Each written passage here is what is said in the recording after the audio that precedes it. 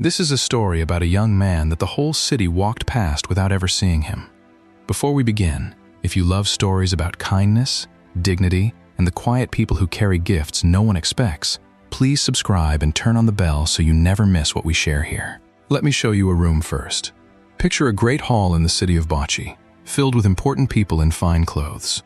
Bright lights, rolling cameras, the whole nation watching live. In the middle of that hall stands a piano, and beside it stands a proud man in a silver suit, a man everyone calls a master of music. A wealthy woman in gold lace has just asked him one simple thing. She has asked him to sit down and play. But the proud man is not sitting. He is standing over the keys with his hands shaking. His mouth is open, but no sound comes out. Sweat is running down the side of his face. 2,000 people are staring at him, and he cannot press a single key. Not one, because the truth is, he has never played the piano in his life. And a few steps away from him, holding a broom, wearing a cleaner's gray overall with dust on the sleeves, stands a quiet young man of 26. His name is Nuhu Wadata, and everybody in that station has spent years laughing at him. In a moment, that same young man is going to sit down at that piano, and what he does next is going to shock the entire nation.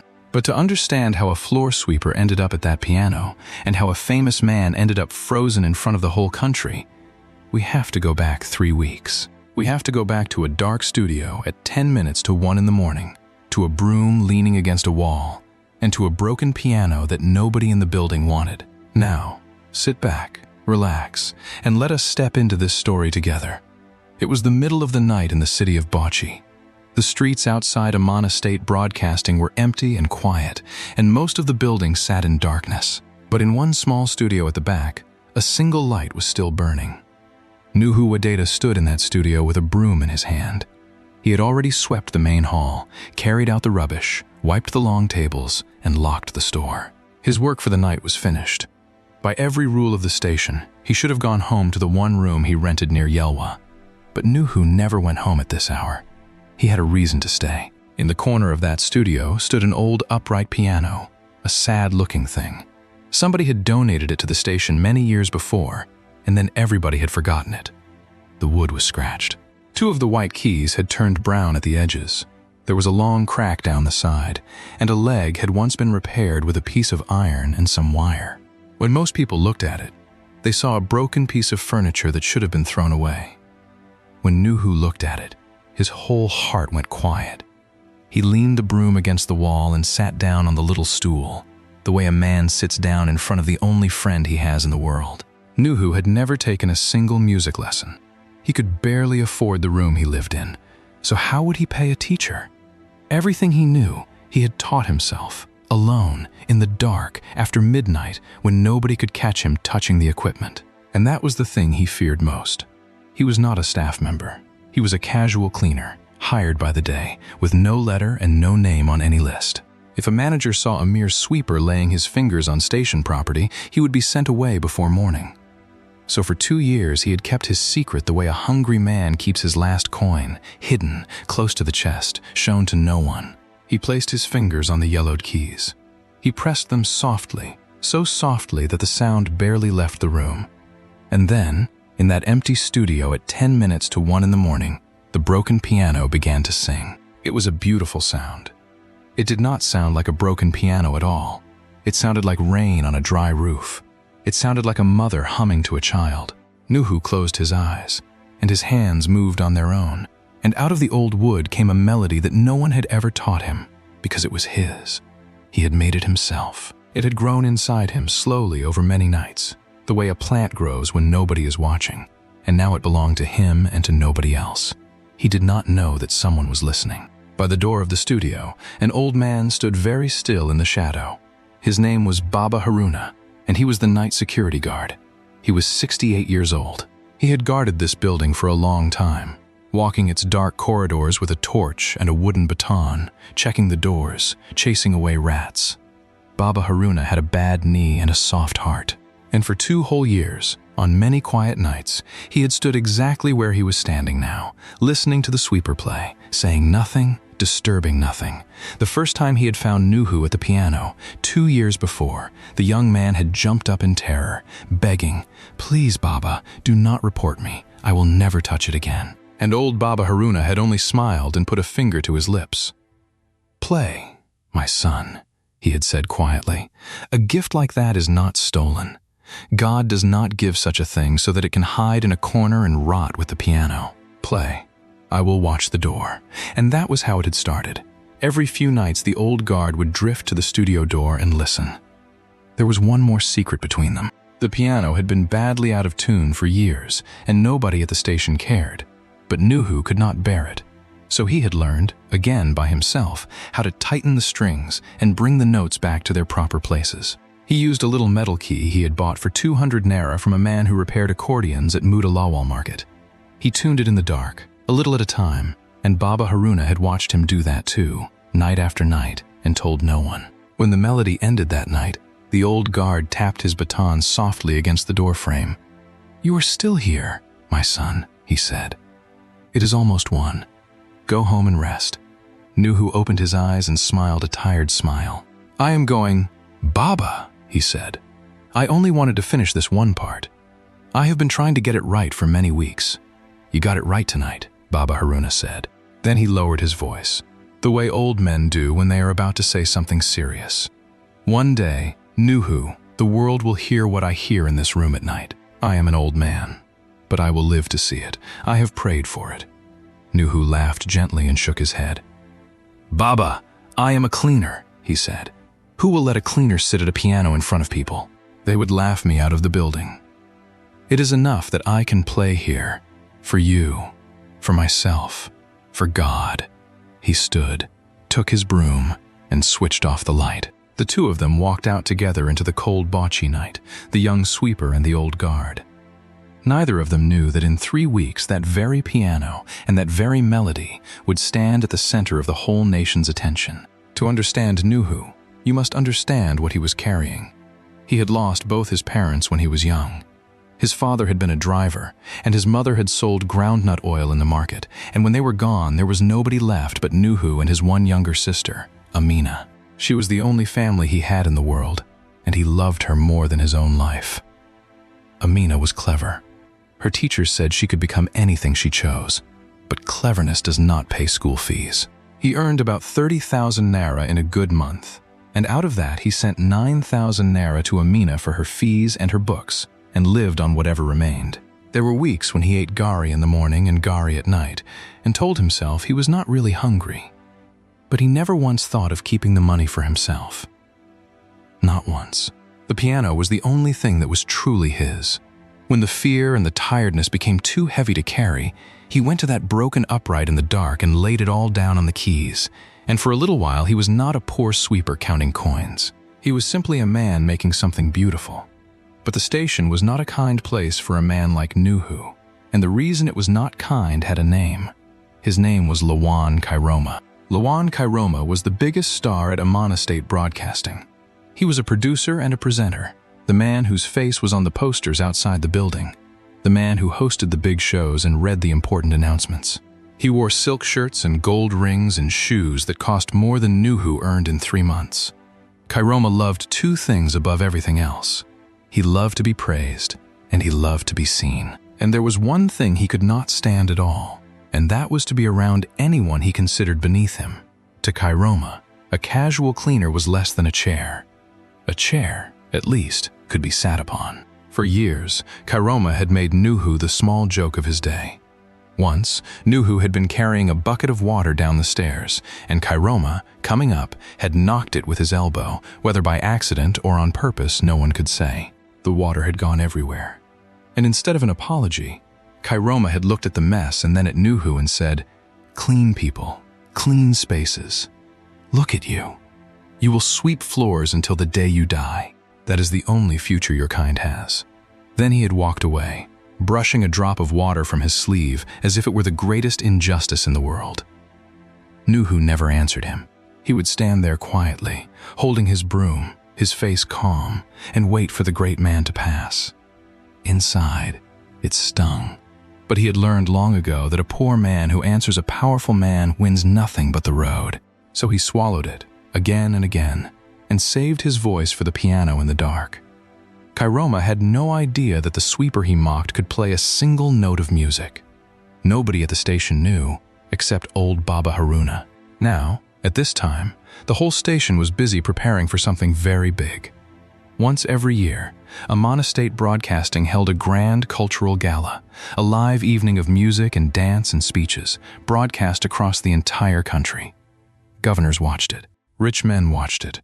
Ordinary families gathered around their televisions to watch it. It was the biggest night of the station's year, and the man in charge of producing it, of course, was Lawan Kairoma. The gala had one great highlight, the moment everyone waited for. Each year, a special young performer was chosen to play a solo piece on the piano to open the show, and this year that honor had gone to the gifted daughter of a junior staff member named Zainab. Zainab worked in the station's records office. She was a quiet, hard-working widow, and her daughter had been learning the piano at a small church and had real talent. When Zainab was told that her daughter would open the national gala, she wept with joy. She told everyone in the office. It was the proudest thing that had ever happened in her family, and she counted the days. Nobody knew that the night of the gala would break Zainab's heart before it lifted it, and nobody knew that the quiet sweeper with the broom would be the one standing between her family and disaster. The night of the gala arrived. The great hall of Amana State Broadcasting had been transformed. The old upright piano from the dark studio had been rolled out, cleaned, and placed at the front of the stage under the bright lights, because it was the only piano the station owned. By 7 o'clock, the rows of chairs were full. Men in flowing agbada and rich kaftans, women in gel and shining lace, officials, elders. The cameras were in place, and the whole thing was going out live across the entire nation. Nuhu was there, but not as a guest. He stood quietly at the side near the back in his gray overall, with a cloth in his pocket, ready to wipe up any spill. That was his place, to keep everything clean and to be seen by no one. He looked at the old piano standing in the lights, his old friend, now dressed up like a bride, and something in his chest tightened. But he said nothing. He only watched. Lawan Kairoma was everywhere at once, in a silver suit that caught the light, giving orders, laughing loudly with important guests, telling everyone within reach that this, all of this, was his work. This was his night. Far away from that hall, in a place as different from a poor man's room as heaven is from earth, one more person was watching.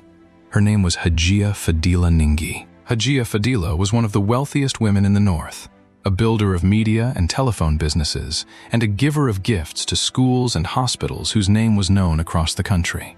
She sat that evening in the sitting room of her home in the Bauchi government-reserved area, a home behind 2 tall gates that opened before any car reached them. It was a double-story house with floors of pale marble that threw back the light of the lamps.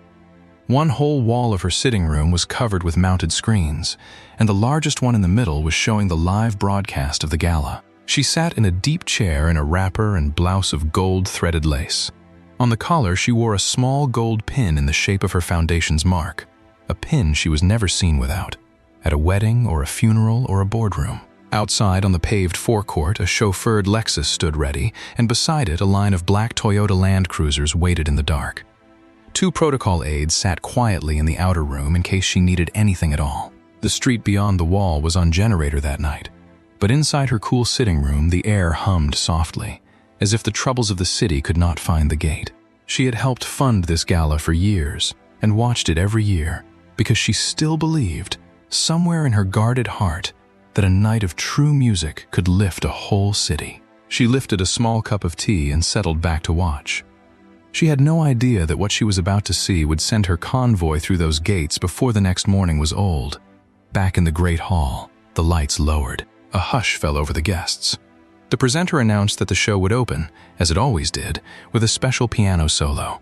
And behind the curtain, where the cameras could not yet see, everything suddenly went wrong. Zainab's daughter, the young performer chosen for that great honor, had fallen ill. She had not been well all day, but had said nothing, not wanting to lose her one shining moment. Now, moments before she was to walk out, her body simply gave way.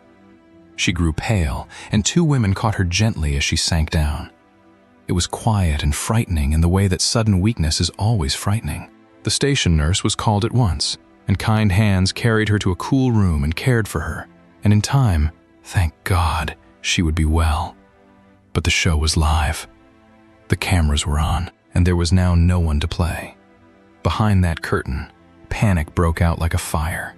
The empty stage waited in the lights with 2,000 people staring at it and a whole nation watching from their homes. A dead, silent stage on live national television is a disaster beyond words, and the people who would be blamed for it were not the great ones. Zainab, the widow from the records office, stood frozen with her hands over her mouth, tears pouring down her face, whispering, "My daughter, is she all right? And what will they do to me now?" Because in a place like that, when something goes wrong on the big night, the small people pay. The floor staff, the junior workers, the mother whose young performer had fallen ill. Somebody would have to answer, and it would not be the men in silver suits. Zainab could already see herself being marched out of the records office with her belongings in a bag. Karoma was behind the curtain too, and for once the great man had no plan. His face had turned gray. He hissed at the crew, "Do something, play a recording, anything."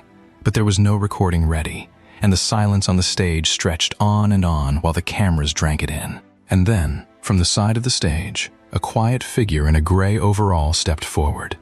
It was Nuhu. He had watched the whole thing, the young performer fall, Zainab break down, the panic rise. And in his mind, he saw very clearly what was about to happen. He saw Zainab losing the small job that fed her family. He saw the floor staff blamed. He saw the disaster landing, as it always did, on the ones who could least survive it. He also knew, better than anyone alive, exactly what it would cost him. He was forbidden even to touch that piano.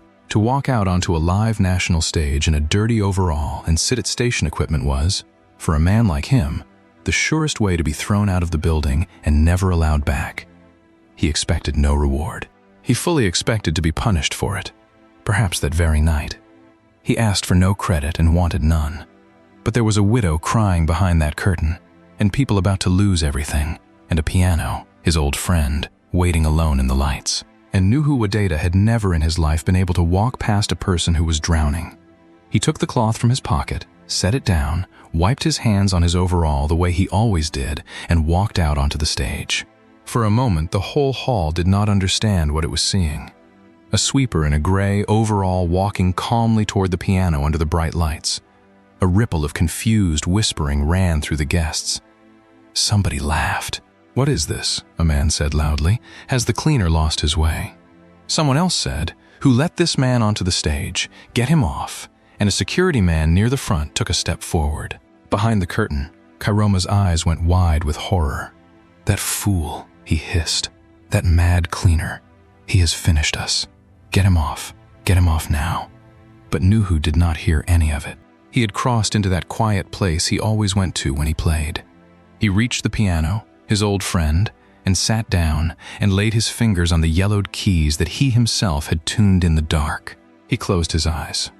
And in front of 2,000 people and a watching nation, the broken piano began to sing. It was the melody, his melody. The one he had built alone over many nights, the one only Baba Haruna had ever heard, the one that sounded like rain on a dry roof and a mother humming to a child. It rose into that great hall soft and clear and pure, and it did to those 2,000 people exactly what it had always done to one old guard in a dark studio. The laughter died. The whispering stopped. A stillness spread across the hall, row by row, until you could have heard a pin fall on the marble. Somewhere in the third row, a woman lifted her hand to her mouth. An old man closed his eyes, and the melody kept climbing, gentle and unstoppable. Nuhu played as if he were pouring out everything he had ever swallowed. Every cruel joke, every cold night, every Nara counted twice, every quiet fear for his sister, all of it went out of him and into the keys and rose up into the light. He was not a sweeper anymore. In that moment, he was the truest thing in the whole building. In the government-reserved area, Hajia Fadila Ningi set down her cup of tea and slowly sat forward in her deep chair. "Who is that boy?" she said quietly, though there was no one to answer her. She had watched 100 galas and heard trained musicians play in the finest halls in the country, and she had never, not once, felt what she was feeling now. sitting in her marble room while a cleaner in a gray overall played a broken piano on live television. Slowly, without her even noticing, her eyes filled with tears. She, who trusted almost no one, who had learned in a long, hard life that nothing comes free, sat in her gold lace and wept at the beauty of it. She reached up and touched the small gold pin at her collar and did not look away from the screen. Across the nation, the same thing was happening in a million homes. People called out to the next room, "Come, come and hear this." Phones came out. The clip began to travel, faster than anyone could have imagined, into the whole country, carrying the face of a quiet young man in a cleaner's overall whom nobody could name. And then the melody came gently to its end. Nuhu lifted his hands from the keys, and for one heartbeat there was total silence. Then the hall exploded. 2,000 people rose to their feet at once. The sound of their clapping was like a great wave. People were shouting, some of them crying openly. "Who is he?" they cried. "Who is that young man?" The applause would not stop, wave after wave crashing over the stage. Nuhu stood, blinking in the lights, and did the only thing he knew how to do. He bowed his head shyly, pressed his hand to his chest in thanks. Then, still expecting at any moment to be punished, he turned and walked quietly off the stage, back into the shadows where he belonged, and picked up his cloth. He had saved the night. He had saved Zainab. He had asked for nothing, and in his heart he was already bracing himself to be sacked for it. But something had happened that no broom could sweep away. The whole nation had seen him, and where there is sudden glory, there is always a proud man ready to steal it. Lawan Kairoma stood behind the curtain, and his gray face had changed. As the applause thundered on, a new light had come into his eyes, a hungry, calculating light. He was not thinking about Zainab, or about the young performer being cared for in the cool room. He was thinking about that applause, and about the clip already flying across the country, and about the one question everyone was asking. Who is he? Who trained him? And Lawan Kairoma decided, in the space of about 10 seconds, that the answer to all of those questions was going to be him. He stepped out from behind the curtain, smoothing his silver suit, arranging his face into the warm, humble smile he used on camera. He walked to the microphone and raised his hands for quiet, and the hall slowly settled, eager to hear from the great producer. "My friends," Kairoma began, his voice rich and smooth, "was that not the most beautiful thing you have ever heard? You are all asking who this young man is." He pressed his hand to his own chest, exactly where Nuhu had pressed his. "Let me tell you, that young man is my protege. I discovered him when he was nothing, when he was no one, and I took him under my wing. I have trained him quietly for years, waiting for the right night to reveal him to the world. Tonight was that night." A great sound of admiration went up from the hall. "Of course," they said. "Of course it was Kairoma. Who else?" The great man not only produces the show, he raises up hidden talent. What a heart. And Kairoma went further, because a man who tells one lie in front of a crowd soon finds the next lie easy. "And that melody you heard," he said, lowering his voice as if sharing a precious secret, "that was my own composition. I wrote it. I taught it to the boy note by note. It is a piece very close to my heart, and I gave it to him to play for you tonight." The applause for Lawan Kairoma that night was louder than the applause for the music. And in her marble sitting room, Hajia Fadila Ningi narrowed her eyes just slightly and stored something away in the back of her careful mind. She did not clap. She only watched. When the gala ended and the great hall began to empty, the corridors of the station were full of noise and excitement. But in a quiet passage near the storeroom, a different scene was taking place. Lawan Kairoma had sent for the cleaner. Nuhu stood in the passage with his broom, and Kairoma stood in front of him, close, too close, his warm camera smile completely gone. In its place was the cold, hard face that the cameras never saw. "You think you are clever," Kairoma said, his voice low and full of quiet threat. "You think you can walk onto my stage, on my night, and make yourself a big man. Listen to me carefully, sweeper. Nobody knows your name, and nobody ever will. You have no letter, no contract, no name on any list in this building. As far as this station is concerned, you do not exist." Nuhu said nothing. He looked at the floor, holding his broom, the old calm settling over his face like a shield. "Tonight," Kairoma went on, I told the whole country that you are my student and that the music was mine. And that is how it will stay. You will not say one word to correct it. Because if you so much as whisper that the piece was yours, I will see to it that you are thrown out of this station tonight. And no station in this state will ever let you carry a broom through its gate again. You will sweep the road. Is that what you want?" Still, Nuhu said nothing, and his silence, which came from dignity, Karoma read as fear, and it pleased him. "Good," Karoma said, straightening his silver suit. "We understand each other." He turned to go, then looked back with a small, cruel smile. "And do not think of getting comfortable here either. I think it is time the management found a more reliable cleaner. Sleep well, protégé." And he walked away, his fine shoes clicking on the floor, leaving Nuhu alone in the passage. But Nuhu was not quite alone. From the shadow at the end of the corridor, old Baba Haruna had seen and heard everything. The night guard came forward slowly, his bad knee stiff, his old face full of a deep and quiet anger. "My son," he said. He put a hand on Nuhu's shoulder. "I heard what that man said to you. That music was yours. I listened to you build it, night after night, in the dark, when he was at home sleeping in his fine bed. And now he stands in front of the nation and calls it his." His voice shook.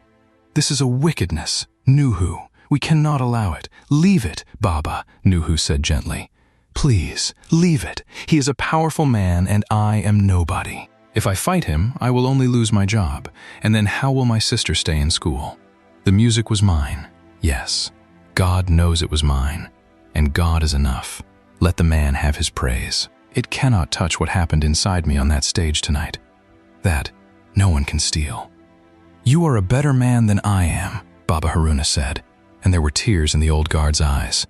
"But hear me. The truth is a heavy thing, my son. You can bury it, but it does not stay buried. One day it climbs out of the ground in front of everybody, whether we help it or not. Mark my words." Nuhu only smiled sadly and went back to his sweeping. Before he left the building that night, one more person found him. It was Zainab, the widow from the records office. Her eyes were red from crying, but her daughter was recovering well, and now she took his hand in both of hers. "I know what you did," she whispered. "When my daughter fell, I thought my life was over. I thought they would blame me, sack me, put my family on the street. And then you of all people, walked out and saved us all and took none of the credit. I heard that man call you his student. It is a lie, and everyone in the records office will say so. You are a good man, Nuhu Wadata. God will not forget this." Nuhu gently took his hand back and said only, "Your daughter is safe. That is the reward. Go home and rest." And he picked up his broom and went home to his one room in Yelwa and lay down on his thin mattress and did not know whether he would still have a job when the sun rose. But far across the city, in the marble house behind the two tall gates, the lights were still burning. Hajia Fadila Ningi did not sleep that night. She had watched the clip of the young cleaner playing more times than she could count, and watched Lawan Kairoma step to the microphone and claim him as his student and the music as his own. And something in it did not sit right with her at all. She had not built everything she owned by being an easy woman to fool. She had spent 40 years reading the faces of men who wanted things from her, and she knew the difference between a proud teacher presenting his student and a hungry man grabbing at something that did not belong to him. There was the way the young man had walked out, alone, uncertain, expecting to be stopped. A trained protégé, revealed on a planned night, does not walk out looking as though he is about to be arrested. There was the way he had bowed and fled the stage instead of turning to his so-called teacher to share the glory. And there was Kairoma's own face while the boy played, before he decided to claim it. She had seen genuine shock there, the shock of a man hearing something for the first time. You do not look shocked by a piece you wrote yourself. She picked up her phone and made 2 calls, late as it was, because a woman like Hajia Fadila can make calls at any hour and be answered. The first call was to a senior person she trusted at the station. "Fadila," the man said, half asleep. "It is very late. Get me the raw recording of tonight's broadcast," she said, not the edited clips going around. The full, original feed from the cameras, exactly as it happened, from the moment before that young man walked onto the stage. Keep it safe and touch nothing on it.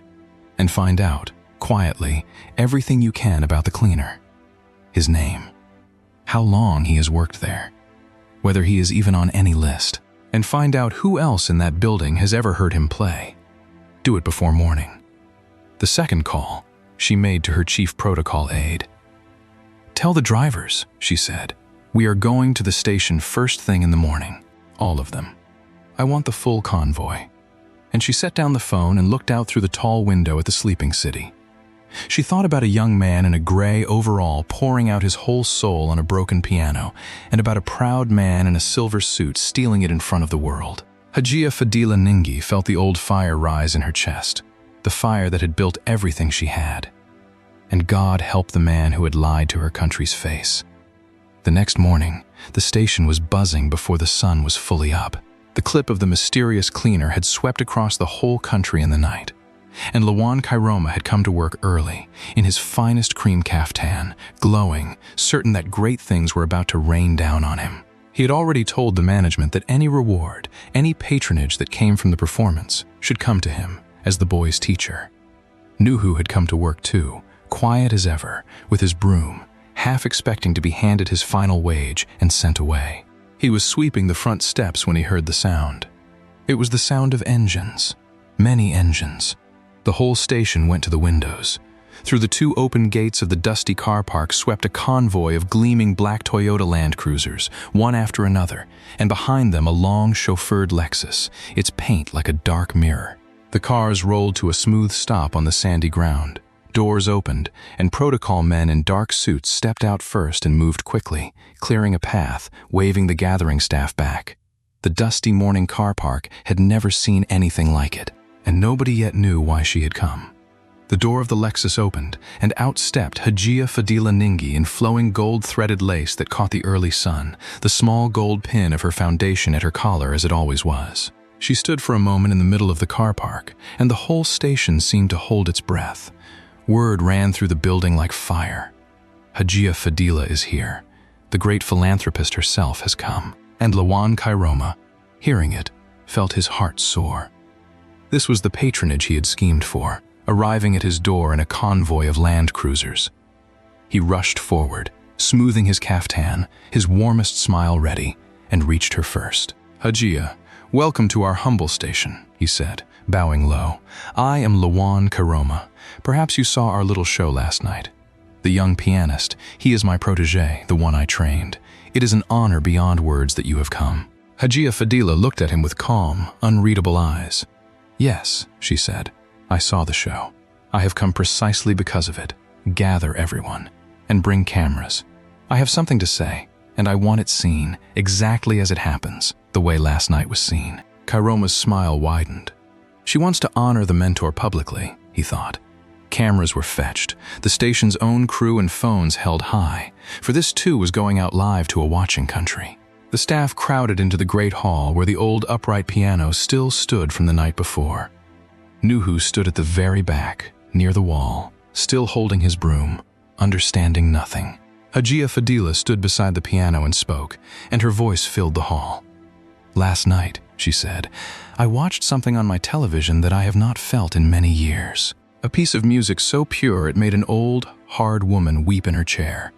And afterward, a man stood on this stage and told all of us that the beautiful melody was his own composition, which he wrote and taught." She turned her eyes to Kairoma.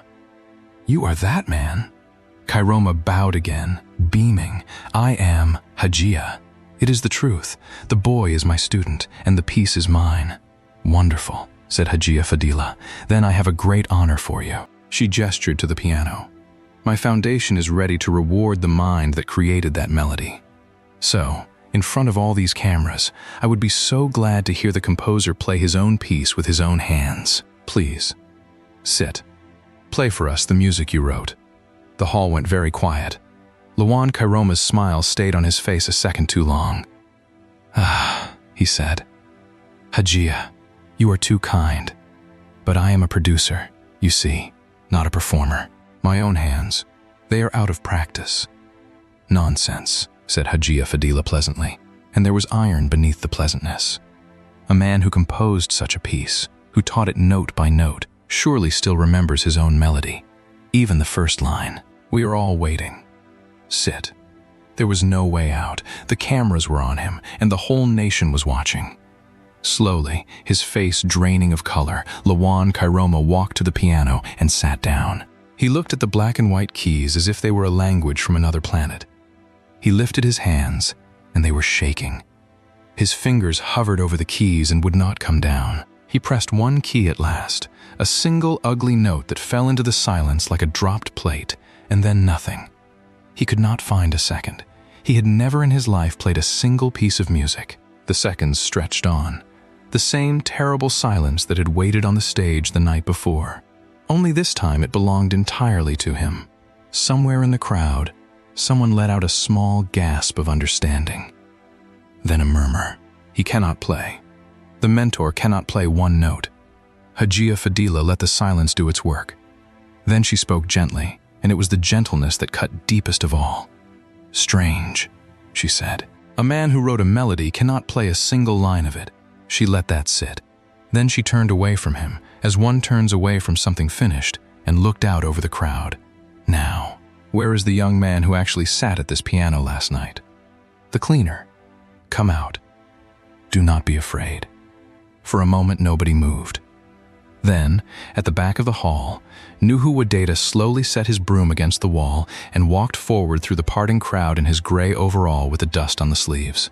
He stood before Hajia Fadila with his head slightly lowered and did not look at Kairoma, who sat frozen at the piano with his ruined hands still on the keys.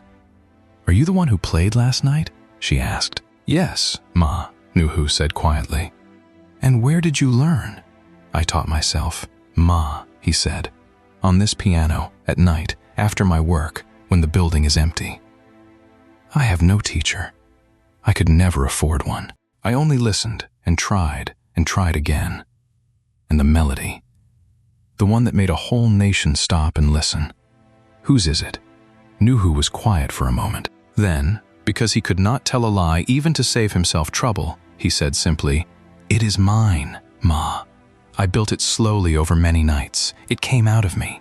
Before Kairoma could open his mouth, an old voice rang out from the side of the hall. It was Baba Haruna, the night guard, stepping forward on his bad knee, standing as straight as his old bones would let him. "I am the night watchman of this station," he said, his voice trembling but clear, "and I stand before God and before all of you and I say this. For 2 years I have watched this young man teach himself to play on that broken piano after midnight when everyone had gone. I watched him tune it with his own hands because no one else cared for it. I heard him make that very melody, note by note, long before last night. That music is his. It was always his. And that man at the piano, the one who calls himself the teacher, has never once in 2 years so much as touched a key in this building." A great murmur went through the crowd. "And there is more," said Hajia Fadila. "I asked for the raw recording of last night, the full original feed from the cameras, untouched. It shows this young man walking out alone, unannounced, with no one presenting him. It shows the shock on that man's face while the music played, the shock of a person hearing a thing for the very first time. And it shows him deciding, only afterward, to walk to the microphone and steal it." She looked at Kairoma. "The truth was always recorded, sir." Lawan Kairoma's face had gone the color of ash. He rose and began to speak, to explain, to twist, but there was nothing to say. The proof was not a forged paper he could argue with. It was his own empty hands on the keys in front of the whole nation, and 2 years of an old man's honest eyes. There is no lie clever enough to make a man play music he has never learned. He stood there, opening and closing his mouth, and no one was listening to him anymore. Then, unable to bear the eyes of the crowd he had performed for all his life, Kairoma turned and walked out of that hall alone. The fine cream kaftan did not help him at all. Hajia Fadila turned back to Nuhu, and now her stern face softened into something warm. "But there is one thing left to settle," she said. "Last night's melody you have played once, and anyone might learn to copy a thing once. So I will ask of you what no thief could ever do." She gestured to the piano. "Sit, my son, and make me something new, right now. A melody that has never existed before, out of your own heart, so that every person here knows, beyond all doubt, whose gift this truly is." Nuhu looked at the piano, his old friend. Then he sat down, wiped his hands on his overall the way he always did, and closed his eyes. And in front of the whole nation, with nothing in his head but his own soul, he began to improvise. Out of the old upright came something no one had ever heard, being born in that very moment, note after note flowing like water finding its way down a hillside. It was fresh and alive and completely his, and it could not have been copied or stolen or rehearsed, because it had not existed 1 minute before. The whole hall stood frozen and shining. Old Baba Haruna wept openly into his hands, and Zainab wept, and hardened men in the crowd looked at the ceiling to keep their eyes from spilling over. And Hajia Fadila Ningi stood beside the piano with her hand pressed to the gold pin at her collar, and let her tears run without shame. When it ended, no one clapped for a long moment. It was too holy for clapping, and then the hall broke open in a roar that shook the walls. Hajia Fadila raised her hand, and the crowd quieted, and she spoke so the cameras in the country could hear every word. "This young man's name is Nuhu Wadata," she said. "Learn it. Remember it. For 2 years, this nation walked past him while he swept its floors, and never once saw the gift he was carrying. Well, we see him now." And she began to give, there in front of everyone. "My foundation," she said, "will today establish a national music scholarship, and it will carry his name, so that poor children with gifts and no teachers will be found and taught and never overlooked again. To Nuhu himself, I give this." She held up a document. "This is the deed to a proper community music school here in Bauchi, a real building with real instruments. Nuhu Wadata will run it and teach in it, so that no gifted child in this city ever again has to learn alone in the dark." She placed the deed in his hands. "I am giving you also a fine professional piano of your own and a monthly stipend, so that you and your family never again count coins to survive. From this day, your only work is your music and the raising up of others like you." Nuhu stood holding the deed, and his hands were shaking, and he could not speak. Everything he had swallowed for years rose up in him at once. He thought of his sister Amina, whose school fees would never be a fear again. He thought of his late parents, and lifted his eyes to the ceiling as if they could see. "Thank you, Ma," was all he could manage. And Hajia Fadila, the guarded woman who trusted almost no one, took the young sweeper's rough hand in both of hers, exactly as Zainab had done, and she smiled. And Hajia Fadila did not forget old Baba Haruna either. "This old man," she said, "kept the truth safe when it would have been easier to look away. He too will be honored." And she saw to it that he was. Dear friends, this is where our story finds its rest. Lawan Kairoma lost everything he had schemed for, not to a forged paper or a hidden camera, but to the simple weight of his own empty hands. And Nuhu Wadata, the orphan who swept the floors and hid his gift in the dark for fear of losing his place, was lifted up at last. It happened in front of the very nation that had walked past him every single day. This story teaches us something we forget far too easily. The person you overlook, the one sweeping the floor, the one guarding the gate at night, may be carrying inside them the very gift the whole world is waiting for. We measure people by their uniforms and the brooms in their hands, and we decide in one glance that they are small. But God does not share our poor eyesight. Greatness often wears a gray overall with dust on the sleeves and waits quietly in a corner for someone, anyone, to truly see it.